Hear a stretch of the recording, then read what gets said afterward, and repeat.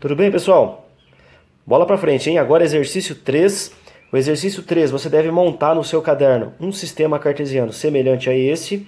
Observe que o eixo X, que é o nosso eixo horizontal, ele vai até o 5 positivo e também até o 5 negativo.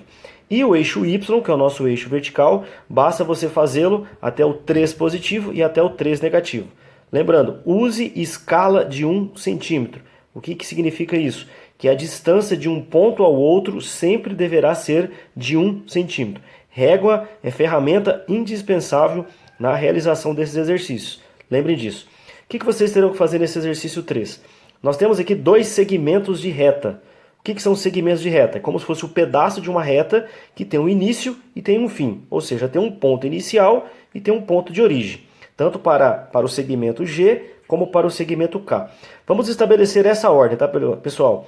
Esse daqui é o nosso ponto inicial do segmento e esse é o ponto final do segmento. Aqui começa e aqui termina, certo? O exercício quer que você indique quais são as coordenadas das extremidades desses segmentos. Ou seja, você tem que identificar quais são as coordenadas desse ponto aqui, que é o ponto inicial, e quais as coordenadas desse ponto aqui, que é o ponto final desse segmento. Vamos lá. Este ponto inicial, ele tem duas coordenadas, como vocês sabem.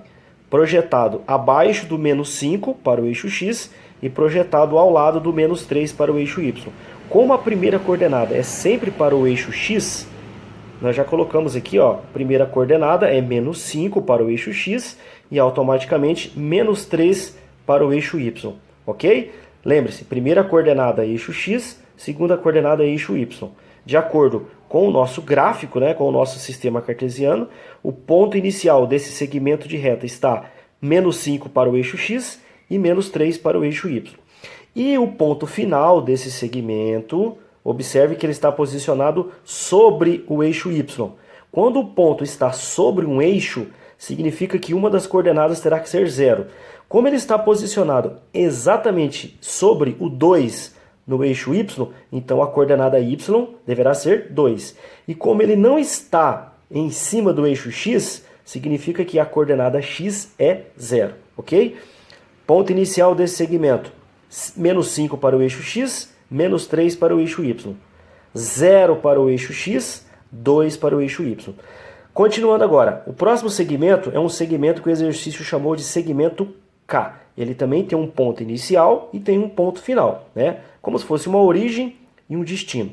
Quais são as coordenadas deste ponto inicial? Lembrando, primeira coordenada sempre para o eixo X, portanto, 1. E a segunda coordenada sempre para o eixo Y, portanto, menos 2, certo? O ponto inicial desse segmento, ele está projetado abaixo do 1 no eixo X e está projetado ao lado do menos 2 para o eixo Y. Qual é o ponto final desse segmento K? O ponto final, que está localizado bem aqui, ó, ele está sobre o 4 no eixo X, portanto a coordenada X será 4. E ele está posicionado, né, ele está projetado aqui ao lado do número 1 no eixo Y, portanto a coordenada Y será 1.